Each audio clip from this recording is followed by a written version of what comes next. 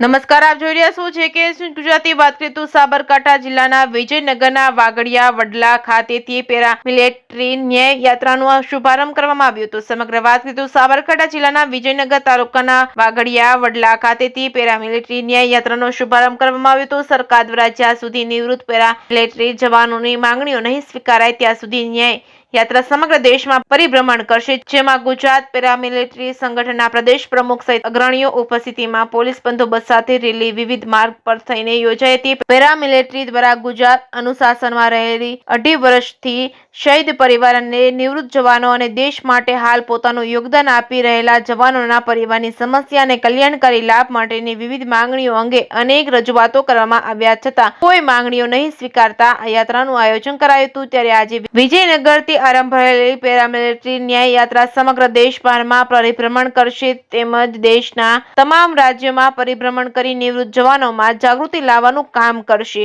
જે કે ન્યૂઝ ગુજરાતી સાથે અશોક નાઈ, સાબરકાંઠા।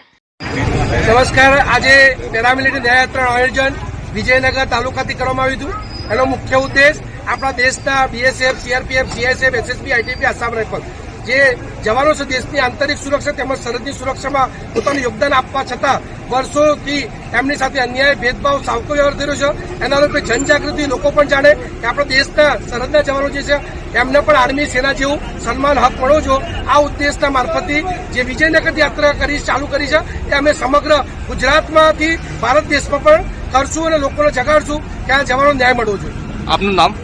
પટેલ દીપેશ, ગુજરાત પ્રદેશ પ્રમુખ, ગુજરાત પેરામિલિટરી સંગઠન।